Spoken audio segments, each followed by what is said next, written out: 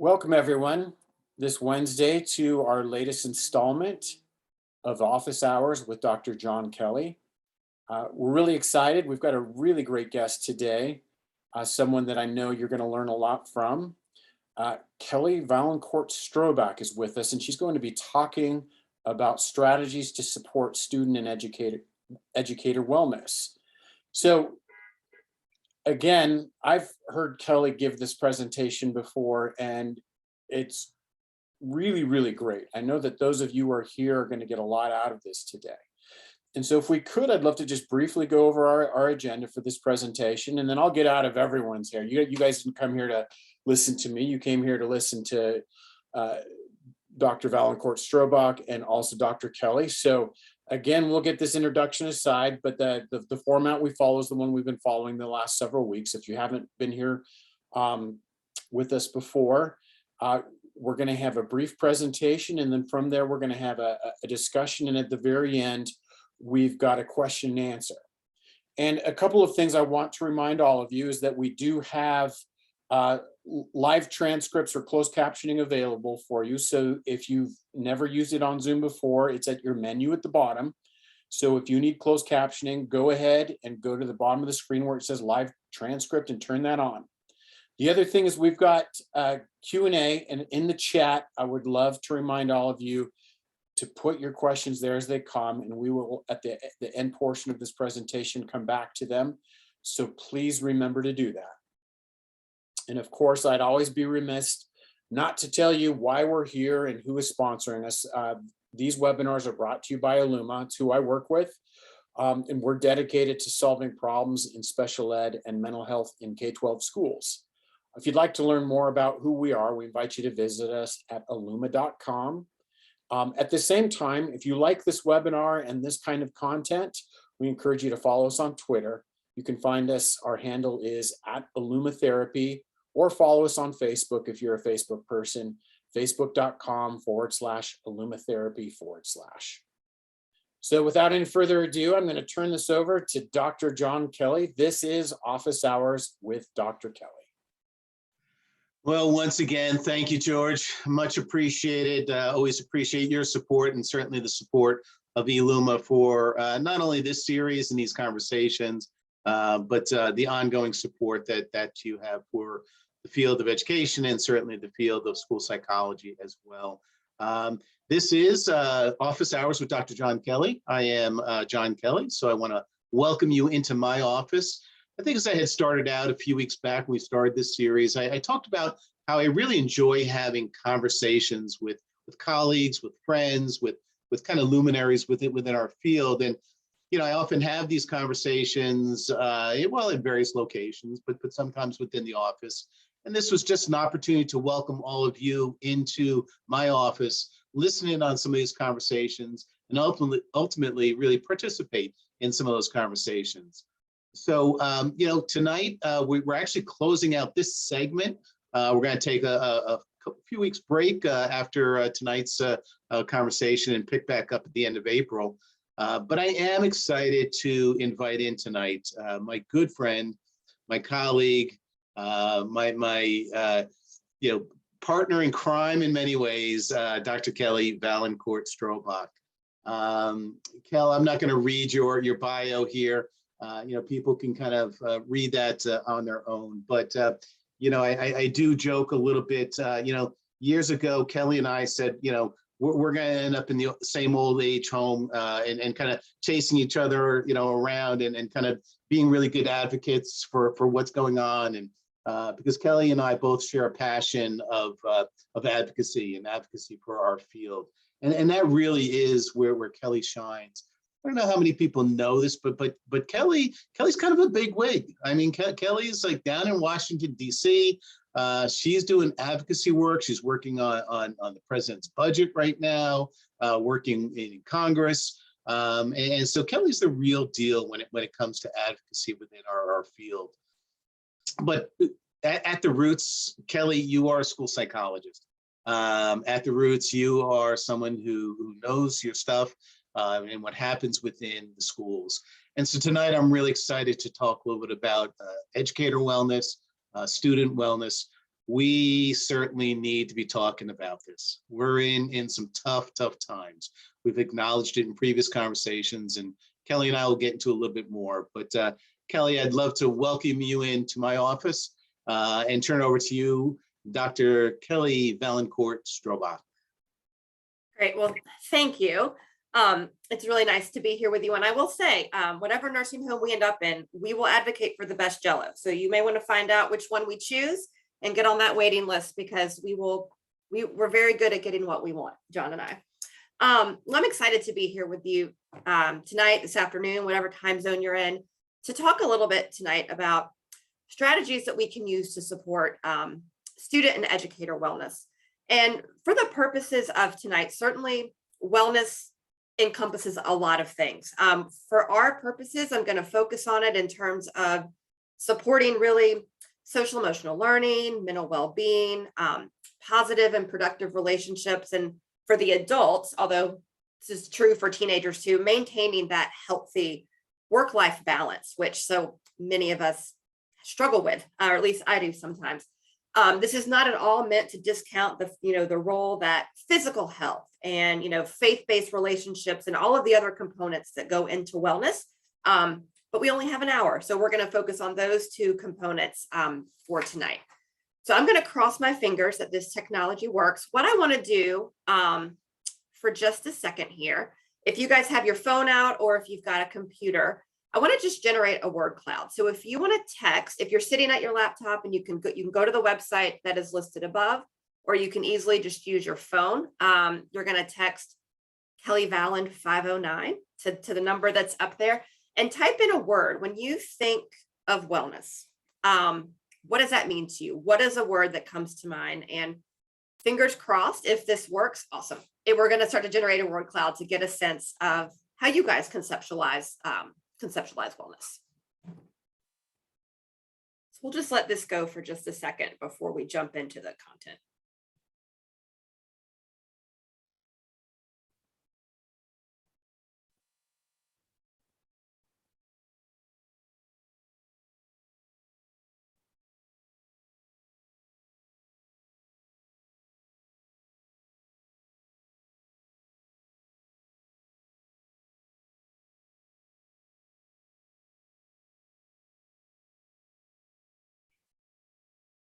So there's a lot of a commonality in here. I'm seeing emotional, balance, being calm.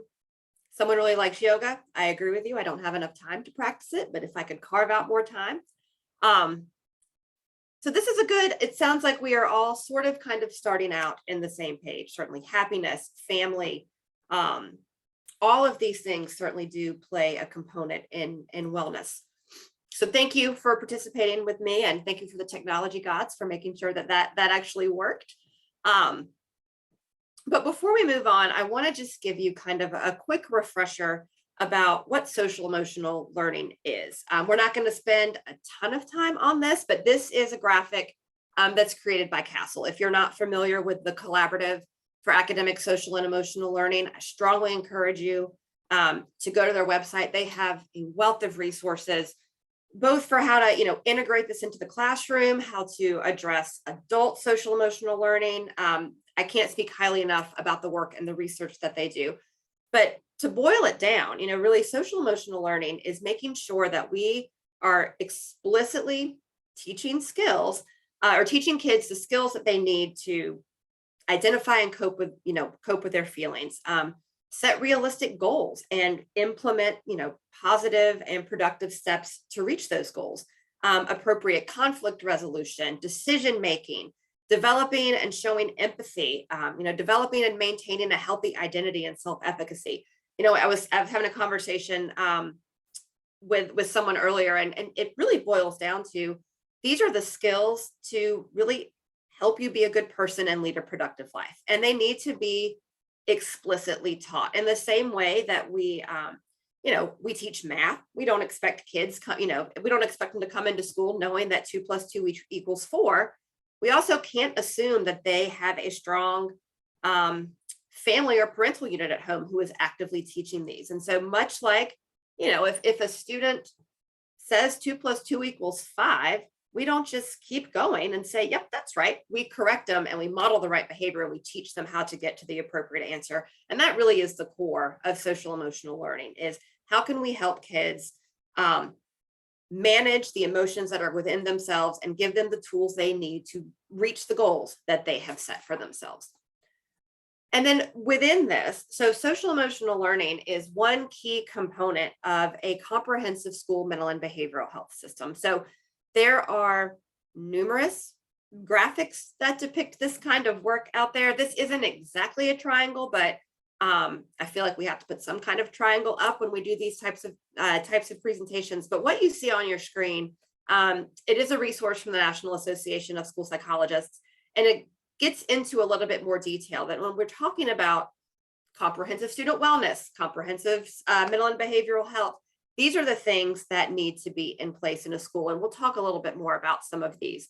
What it's not is services that are just limited to students with disabilities. It is not just clinical therapy or psychoanalysis. A lot of times when people think mental and behavioral health, they immediately picture somebody laying on a couch talking about their problems to somebody. That is one component and one aspect of mental health services that you can seek out. But really, when we are talking about a comprehensive system, it's not just providing services to those kids that might be in crisis. It includes, wellness promotion, strategies to identify and cope with your emotions, supporting resiliency, helping people understand. It's a very strength-based approach. What you already have in you that allows you to meet life's challenges. And it does, when it's done correctly. We're using data. We are making sure that we are using evidence-based interventions to meet kids where they are and pairing, the severity and the intensity of the intervention with the severity and the intensity of student need. And certainly school psychologists, school counselors, social workers, and teachers. Everyone really plays a role. Everyone in the school building plays a role in supporting this type of environment. Excuse me. So why is this important? Why are we having office hours with Dr. Kelly to talk about this? And we could probably spend an entire day talking about the research that goes into why we do this in schools, but ultimately, supporting student wellness, it improves their self-esteem. When we talk about why we do it in schools, one goal and one role of schools is to support student academic achievement. Well, if you support student wellness and you support their social emotional learning, you are supporting and improving their ability to achieve academically and meet their full potential. It also reduces risky behaviors. That's something that's not often talked about when we talk about supporting student wellness.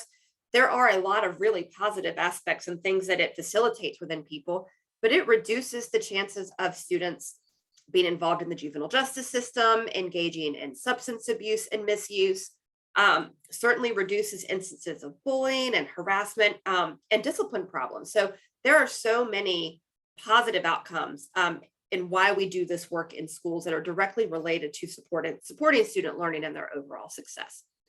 Because really, if students don't feel supported and they have unmet needs, whether that be social emotional needs, mental and behavioral health needs, they're not going to learn to their fullest potential. This is the foundation, really, I think, of everything that supports student learning and foundational to what allows and empowers educators to do what they do best, which is to teach. And certainly, for those of you that are classroom teachers out there, excuse me, you are not expected to do this alone. Certainly, we're going to talk a little bit about the supports and structures that should be in place in a school to do this work well. You are a partner in this work, but it is not your responsibility to make sure that you are addressing all of these needs of your students.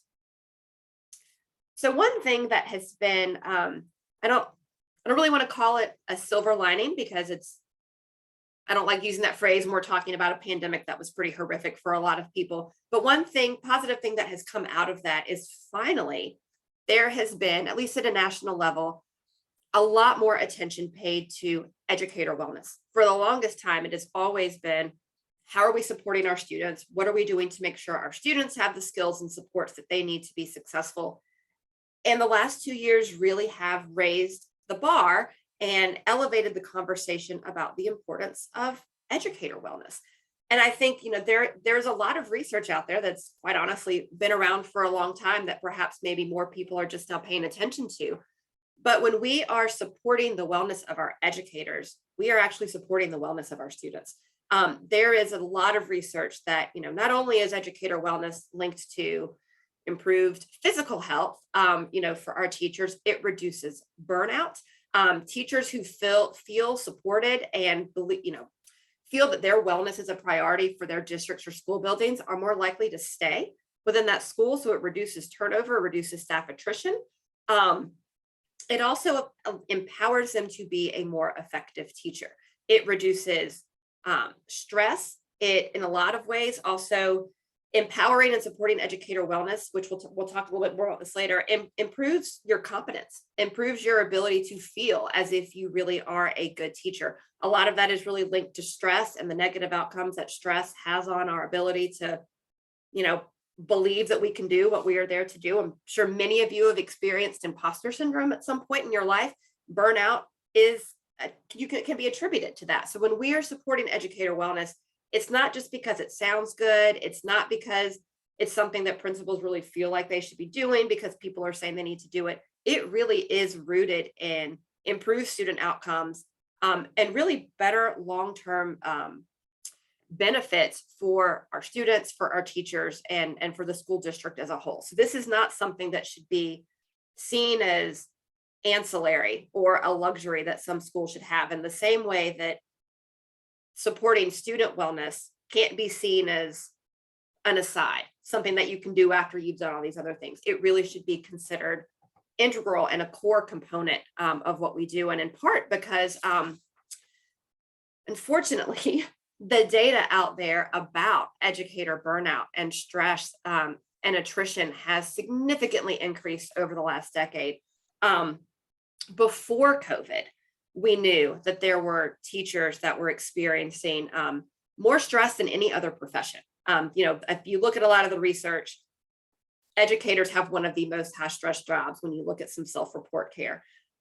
Before COVID, we were looking at 61% of educators saying that their job was incredibly stressful. And that has done nothing but increase over the last 2 years.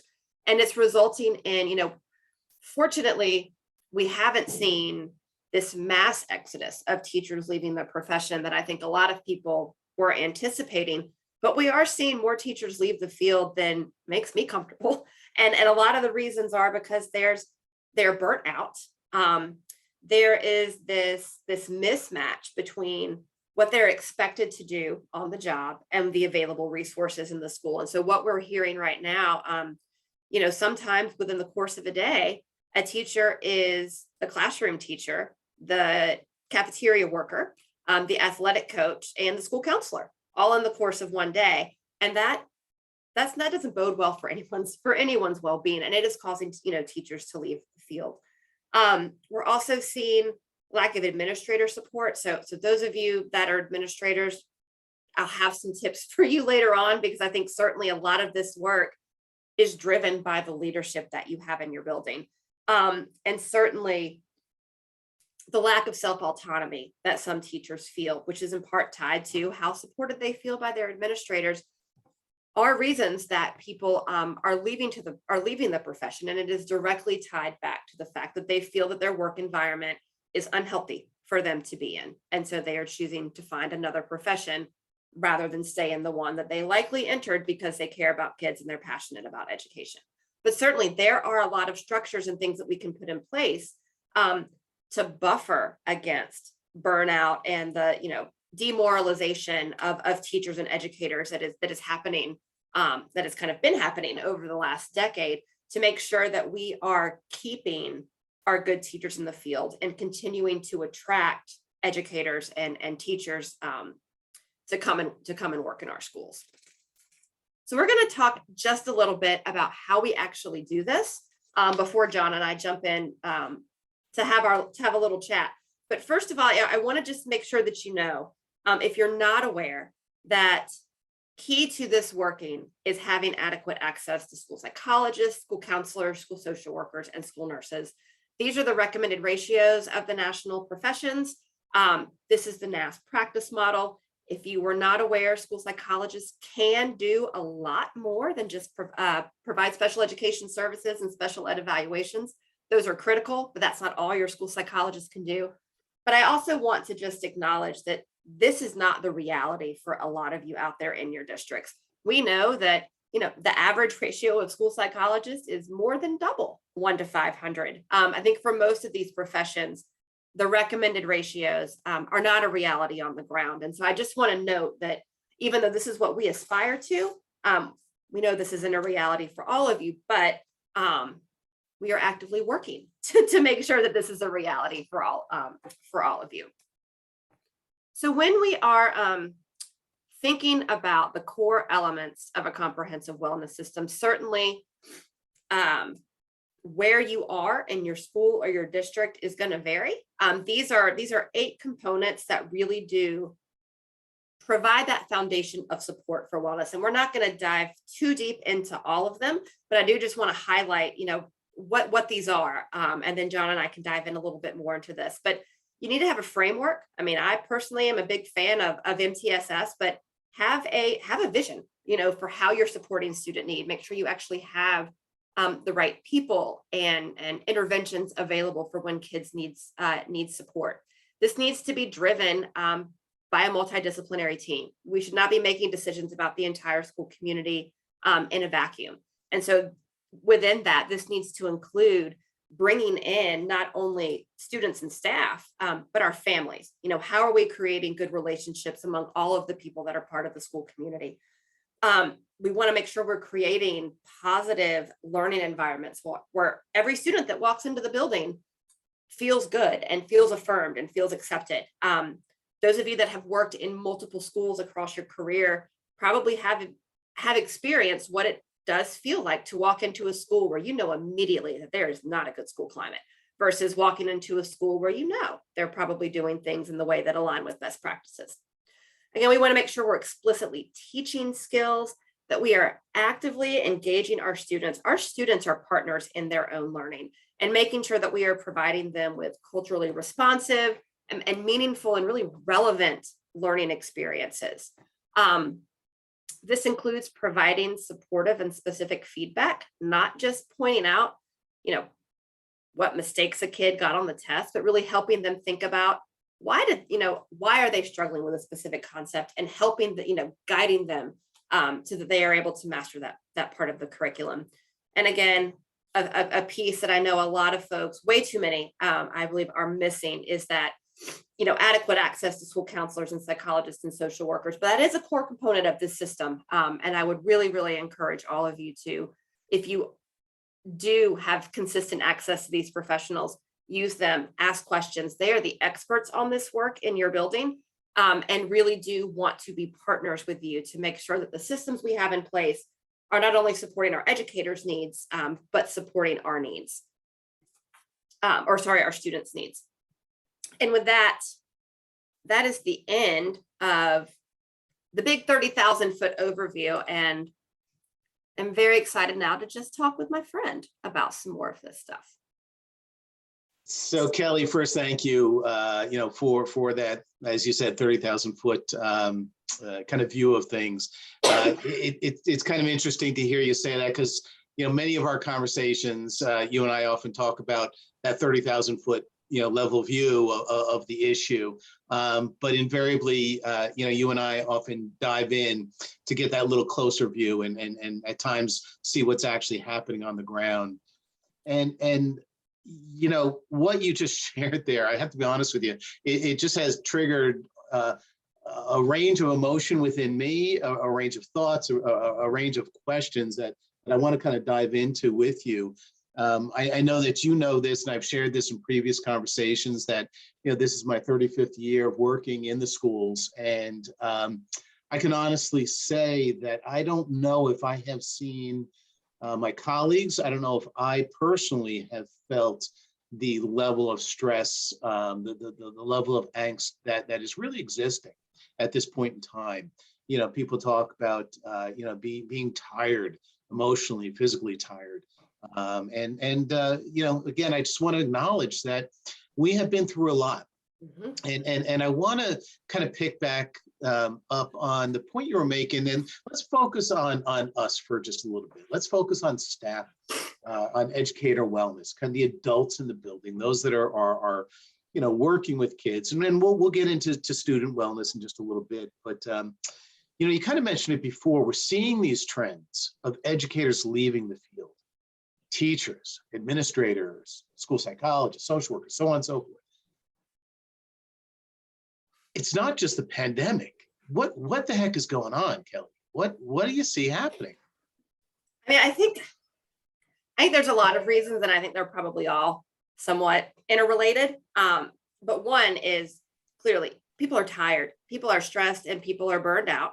And certainly it wasn't the same in every community, but I think from what we've heard from, at least from school psychologists that I've talked to, is that we vastly underestimated the needs of our students coming back, though, especially those that just came back to school in person for the first time, back in September. I think we underestimated the level of stress that our teachers had been under, especially our teachers. One thing that's not talked about enough is, for a lot of our teachers, not only were they teaching in a hybrid environment or online, a lot of them were also trying to manage their own children's virtual or hybrid education. And it was a lot for, it burned a lot of people out. But I think as of late, a lot of it has to do with, because there are so many educator shortages, and including substitute shortages, that we are expecting teachers to do jobs that they do not feel qualified or prepared to do. We're taking them out of the classroom to cover other people's roles while letting other people come in and take over their classroom. So it's really, I think for a lot of folks, just they feel deflated, and in some ways they feel defeated, and they don't feel valued. They don't feel valued for the skills and the knowledge and the expertise that they bring to education. And I think, we can't ignore, and again, this isn't true for everywhere, but the teachers are under a lot more scrutiny than they ever have been before in the past. Absolutely. I don't want to call it an attack on public education and public teachers, but I think in some communities it really feels that way to the teachers, that all of these policies that are being introduced either in school boards or in state legislatures, that really, although they may have some positive intentions, the way that I read them is very accusatory towards teachers. And I'm sure that, to them, where they go into the classroom every day because they want to see kids learn.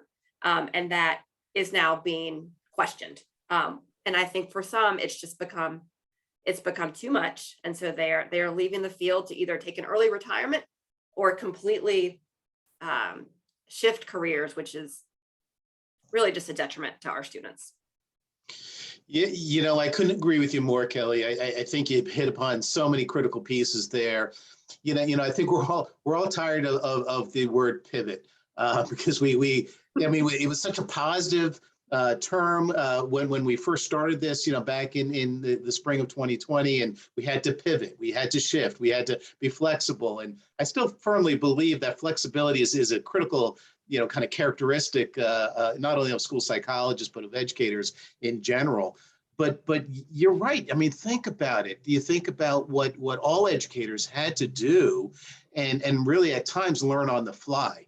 And we often hear that analogy of you don't want to be building the plane in mid-flight, and yet that's exactly what was happening, and that took a lot of energy. And I think you're right that when we welcomed our students back, for many of us, back in September, we didn't anticipate not only the needs of the students but the impact that's really had upon the educators working within the schools. And so I think that's an important piece. And you know what? I think you're absolutely right that unfortunately, and I am going to use the word attack. I know you're kind of dancing around a little bit there, but I know you better than that, Dr. Valliancourt. You know as well as I do that many of our colleagues feel attacked, working in the schools, and that is extremely draining, especially considering what we have been through. So I think that the trends that we're seeing are really critical. And so I think about, some of the crisis work that we do or trauma work that we do. we often talk about caring for the caregiver. And I'm wondering if you could comment a little bit on that, Kelly. Just what does that really mean to care for the caregiver when we put it in that context of trauma work or crisis work? So you guys have all probably like heard the old adage, that you can't fill from an empty cup. We, as educators, we can't be the most effective teacher, the most effective school psychologist, school counselor, whatever role you are playing, if we have unmet need. It's so similar to the reasons that we promote student mental and behavioral health, is because we know that kids who have unmet needs aren't going to learn to their greatest potential. Adults who have unmet needs aren't going to be able to walk into a classroom and provide the type of support to our students in the most effective way. And I think for those of us, I consider education, a quote unquote helping profession. Certainly school psychs and counselors and social workers would fall into that category. And I think when you have a predisposition to go into a field like this, most of us, we are so committed to helping others and helping others reach their goals and overcome their problems and be successful, that sometimes, and I don't think it's intentional at all, but sometimes we do that at the expense of our own needs and the expense of our own wellness. So when we talk about care for the caregiver, it's really making sure that we are creating space to take care of ourselves, but also creating that space to make it okay to say I need help, or make it okay to say that I need to take a step back. I mean, certainly in crisis work, when I was working in the schools as a school psychologist, unfortunately, we had a cluster of schools that had a significant number of crises in a very short period of time. And we were fortunate enough to have an infrastructure that allowed the teachers and the mental health professionals to take a step back from addressing some of those crises after a while, because we all recognized that we had our own trauma to deal with because of how we had been helping other kids get over their own. And we need to make sure that we are infusing that into schools for teachers. It should not be, we're making a lot of progress, but teachers shouldn't feel that they're going to be punished or looked down upon to say, I'm having a really hard day. I need a break. Can somebody come in and cover my class for 30 minutes? Like, we need to make sure that we are building in opportunities for us to take care of ourselves and to help other people advocate for themselves when they just need a break. Yeah, it reminds me of our, good friend, Eric Rawson, when Eric does a lot of work, in trauma-informed practices.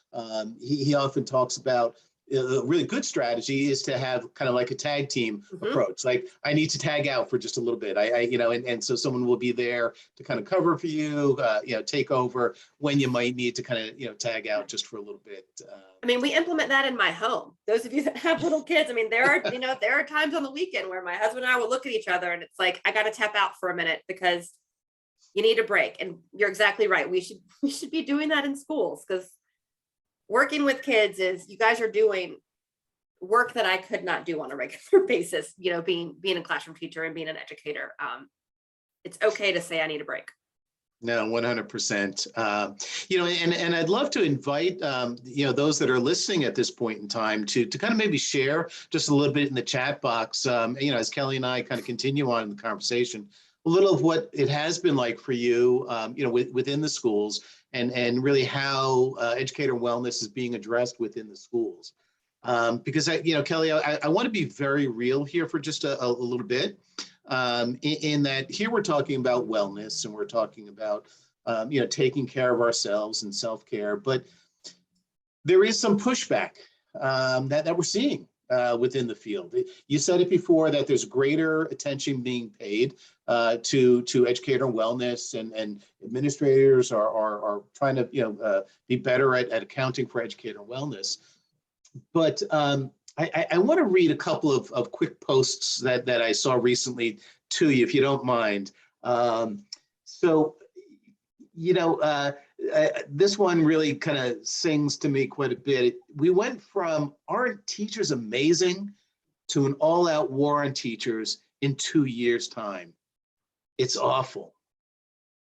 And then another post that said, you have an abusive employer when they create a couple afternoons of marginally self-directed work time and call them wellness afternoons.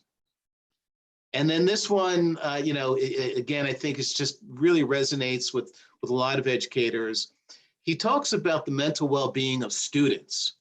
What about those who work in the schools? Hashtag toxic positivity has become a real issue for everyone. So we hear these terms, Kelly, of self-care, wellness, toxic positivity.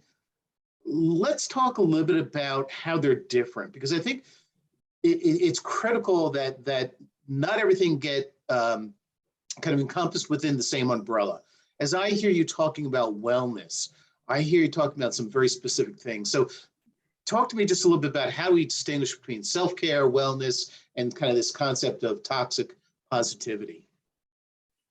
So the way I conceptualize it is, first of all, when we're talking about toxic positivity, I do think we saw those lines get blurred a little bit in the early parts of the pandemic. Certainly, there is a lot to be said for pointing out the positives and cheering people on and helping them, power through what is a really difficult and challenging situation. And I think we saw a lot of that in the beginning. It was just, everything's great. You're doing the best you can. It's okay if your Zoom crashes today. We'll be better tomorrow.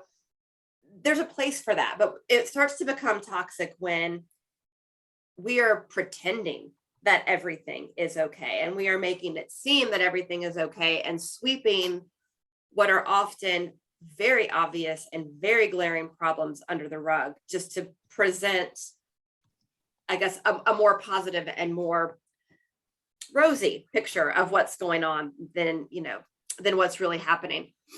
I think where wellness and self-care come into that is, when I look at it, wellness is really acknowledging that things might be difficult and taking active steps to make sure that you are addressing whatever challenges are coming up in your own life, be it physically, be it socially, be it emotionally. That is acknowledging that we can take active steps to better ourselves, to work through challenging situations. But we are also acknowledging maybe when we make mistakes, maybe when there are certain behaviors that we are doing that are contributing to our own unwellness or to the challenges that we are facing, and really just seeing yourself as this is going to sound strange, but seeing yourself as an active partner in your own wellness, acknowledging the good and the bad that, or not the bad, but the good and maybe not productive behaviors that you're engaging in. And then I think of self-care as being these are the steps that you are going to take to make yourself more well. And for some people, self-care looks different for everyone, which is why I've always found it so annoying that, self-care Friday is wearing jeans. Okay, that to some people, yeah, that not having to think about what to wear to work, that might be a huge relief for that person, and really might be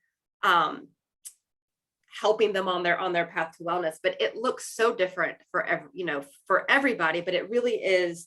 That's kind of how I kind of differentiate between the two, with wellness being that place in the middle of let me acknowledge the good things, let me acknowledge the challenges, and come up with a plan to either change what I've been contributing to, or really focusing on what you have control over and taking active steps to change those things. We can't control everything. Certainly, we couldn't control the pandemic. We can't, there's a lot of things that are beyond our capacity, but we can take charge of a lot of things. Yeah, the last part that you just kind of shared there, Kelly, and you kind of said a couple of times, about being active. I don't know if you're familiar with Adam Grant. He's an organizational psychologist. He's got a great podcast. In fact, I would recommend it for those, particularly as we're talking about this topic. It's called Work Life Podcast. Anyway, again, he's an organizational psychologist, and he focuses a lot on wellness issues. And I remember listening to him talk about this concept of languishing. In the context of what we're all experiencing right now. And if I remember correctly, he talked about kind of languishing as this sense of stagnation, of the sense of emptiness that we're feeling, kind of just muddling through life. And as you talked about being active in our own wellness. I remember Adam talking about this sense of behavioral activation, I think was the term that he talked about. And this isn't a new concept. It's actually a concept that has been used in the past for people who are depressed, or people who are struggling in their life. And it's just the concept of, how action in and of itself can create motivation. And so while self-care and rest and relaxation is great, sometimes just kind of staying silent or resting, it creates almost this inertia. And so to break out of this languishing that Adam talks about, it's that sense of being active, getting yourself active, because being active will create motion. Active will create that sense of motivation. And I like that concept in many ways. I have to admit, though, that sometimes when we're feeling pretty burnt out, sometimes we just have to muster that energy to become active. But at the same time, I do agree with you. I like that sense of wellness. We need to be active in our wellness. Active in terms of empowering ourselves, but also active in terms of physically being active. Kind of taking control. And it's important to acknowledge, like, you can take baby steps. You don't have to go out and run a marathon tomorrow. You can get out and walk to the end of your block. And that's something more than you did today. So like, I think that's important, for us, as especially if you're overachievers, like I know Dr. Kelly and I both are, we like to think that we can conquer everything right away. And that does not have to be the case. We can do it in incremental steps that feel okay, but prevent the languishing. So let's kind of dive into that for just a couple of minutes, Kel. Let's share some thoughts on what are some strategies that educators can use. Let's kind of get down. We talked about the 30,000 foot, and I said, let's get down to the ground level. This is the ground level. Let's kind of share some different thoughts that folks can walk away with. So I think so much of when we're talking about like creating a culture of wellness and things that we can do within the school day, I think a lot of that lies with the principal. So I'll start with, if those of you that are administrators in the office, this is really kind of talking to you, is this needs to be prioritized for you. I love how you just said in the office. That just like, okay. That's a great, yeah. I'm sorry to interrupt, but I just love that. But there are things that you can do that are probably not even thinking of that contribute so much to it, to teacher wellness. And one of the most important things, and to be honest, every time I read some of this research, it's still just shocking to me because it sounds like such a duh moment, but creating space, like stop taking away your teacher's planning time, give them dedicated space during the day, not just, to plan their lessons and grade papers and do all of that stuff, but collaborate with their peers. This could be creating professional learning communities, giving them relevant, high quality professional development to help them improve their own competence and capacity. I mean, things that we probably don't normally think about as wellness strategies actually are. When we are removing, unnecessary and redundant work for our educators during the day and opening up that space for fostering those trusting, collaborative relationships within the school building is key. And certainly the administrator also needs to be fostering that kind of culture. Is your school competitive? And I'm not talking about in terms of, are you trying to be better than the next high school? Are you trying to have a great sports team? But have you created a space to where if a teacher says, I'm really struggling with how to meet this, how to address the needs of this student, or I'm really struggling with how to address this concept, that there is a space for constructive feedback to that teacher, where it not, oh, well, you must not be a very good teacher. Like, we have to create that system of trust and making sure that staff feel empowered to speak up. Some of this so much parallels what we talk about with students, but are they empowered to speak up? And when they do speak up, do they know that someone is going to listen and take, and address their problems? And one of the things that I think is really critical, we should be doing wellness surveys of our staff.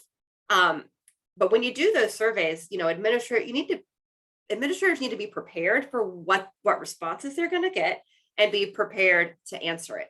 This is not an attempt to say that, oh, everything's good. It really should be an attempt to, say, this is what's wrong and here's how I'm going to fix it. And I think part of that is, we talked a little bit about this toxic positivity, and I think there is certainly a place for, creating a culture of appreciation. We want to make sure that we are acknowledging and letting teachers know the great job that they're doing, or, certainly celebrate successes. But let's also celebrate baby steps and the effort that our teachers put forth in challenging situations, even if it maybe didn't result in the outcome that you wanted. I think this is very similar in how we teach students about intrinsic motivation. We shouldn't always celebrate the outcome. We should also be acknowledging the amount of work that went into something and the amount of effort that teachers have spent, even if they didn't, it didn't result in the exact outcome they wanted. Those kinds of things really need to be acknowledged. I think some other things that are critically important is far too often, and this is certainly, I'm not trying to make a blanket statement, but it happens, there's data, it happens a lot. Administrators and they often make decisions about what they think the adults need in the building without actually asking the adults what they need in the building. So make sure you are actually, engage with your teachers. Certainly, they are talking about it in the lunchroom. And those of you that are our teachers that are talking about this, in the teachers' lounge on your lunch break, share this with your administrator. We can't solve problems that we aren't even aware that exist. But I think the critical piece is prioritizing this in the same way that we do this for students. So tap in, tap out is certainly a great method. Are you building in flexible mental health days for your teachers? Are you providing substitutes for them to take off when they need to take off, no questions asked? Are we creating real legitimate opportunities, be this in large staff meetings or in grade team meetings or whatever, for teachers to just process what's happening, even if it's outside of a trauma, giving our educators that space to develop and foster those good relationships outside of their role as an educator, I think are things that don't cost money. They don't take a lot of work, but they have such a tremendous impact on an educator's wellness, and they're wanting to stay a part of that school community. Yeah, I reflect upon my own practice and kind of my own professional experience, and that sense of community that we create with our colleagues. And I know you were focusing a lot on administrators and the way administrators can kind of create environments for educators, but I think coming back to the point of us being active in our own wellness, that sense of creating community, at least for me, has been very, very important. So that's a matter of connecting with my colleagues. I have a kind of a core group of professionals that I interact with on a daily basis in my job, and whether it be just our simply daily text string that is going back and forth, kind of sharing craziness of what's going on or sharing support for each other. That has been a really, really important aspect, I know, for me as my own wellness. So, that sense of how do we create that community? Mm-hmm. And I love the point that you made about asking teachers. I think back to a previous conversation that I had with Byron McClure, where Dr. McClure talked about human-centered design to transform schools. And it's all about asking the people who are impacted by the transformation or what you're trying to do. And I think that is such a critical piece, of involving educators in the process for that. Kelly, we could go on and on. As usual, you and I could talk all night long, as we often have. But we are coming to the end of the hour, and I want to kind of shift just for a little bit, talking a little bit about student wellness, because I think that is an important topic for us to really talk about. And kind of towards the end of your kind of big ideas, you talked about this kind of comprehensive wellness system within our schools, and there are 8 different components to it. I know it's kind of almost like choosing your favorite child, but do you think that there's one element that you would highlight for our audience tonight to really focus on? I mean, yeah, they're all, it is like choosing your favorite child. But I think at the core of all of this is having that framework. I mean, I can't, if you root everything in MTSS, that is, in my opinion, going to set you up for sustained change. I think one of the things that I've seen in my work, you've probably seen in yours, is that when you come in and you try to do something new, so maybe it's new that you're supporting student wellness, if it's not embedded within, a database decision, multidisciplinary framework, the chances of that being sustained are very slim. So I think if you're going to start somewhere, have that team of people together to establish a framework for what do we mean by wellness? What do we value in our school? What supports do we already have in place? What do we need? And go from there, because when you embed it within a framework, within something that is so central to the functioning of your school, you really do reduce the chances of it going away when an administrator, with an administrator change, or if it was just up to one teacher to lead, wellness Wednesdays, and that teacher leaves, and then that initiative is gone. But if you embed it within the culture and the system of your school that you are already using to address a wide variety of other needs, all of the other pieces, I think, are just naturally going to fall into place. But I'm also very biased towards MTSS. So no, but I think your point is very well taken. That when we make it part of the system, it's no longer reliant upon one individual or a leader that is in there, taking responsibility for that. So I think that point is very well taken. When I think in this context too, like, I really hope that as we're having these conversations now, like a lot of the talk about student wellness and educator wellness has been focused on, we have to recover from COVID. No, I mean, yes, we do need to recover from COVID, but this is not something that we can just ignore in 2 years when we are, the pandemic is a distant memory. Like, this is really something that needs to become ingrained in our systems in the same way that reading instruction is ingrained in our systems. Yeah, that's an interesting point, because I saw a recent interview with the president of the APA, and he was asked the question, or I'm sorry, the CEO of the APA, and he was asked the question, like, how long should we expect for us to have to really deal with this and the outcomes? And he was very blunt and said, we're talking good 8 to 10 years. It's a whole generation. Yeah. And I think that's really, really critical. And Kelly, we can't separate student wellness really from family wellness. And I'm just wondering if you could briefly comment on kind of that role of family and how do we support families as we talk about student wellness? I mean, you're exactly right. Families are as much of a partner and play as big of a role in their kids' education as the classroom teacher does. And I think any effort for schools to bring families into the fold, not only should they be communicating about the strategies that they're doing within the school to support student wellness, but offer that same type of training to families. If you're putting on, some sort of professional development or presentation for the adults about how to support the wellness of the kids in their classroom, bring the teachers in, include families. If you're doing wellness or climate surveys, have them as members of your school teams. I mean, I think we can't forget that school family communication and collaboration is the key to a kid's successful academic outcomes, and they really should be partners. And I have seen schools make the mistake of not involving parents in a lot of key decisions, and it is much better to involve them from the beginning, in the same way that we should be involving the teachers if we're going to make decisions about something that's going to directly impact them.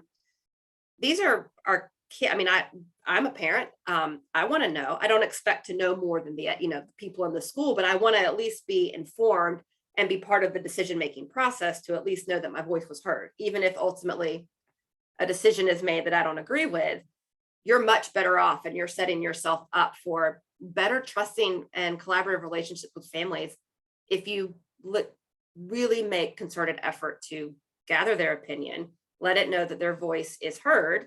But that also doesn't need to translate into agreeing with them all the time, but they need to, they need to have a voice. They're a very, very important voice in all of this work. And they want their kids to be successful in the same way that we want them to be successful.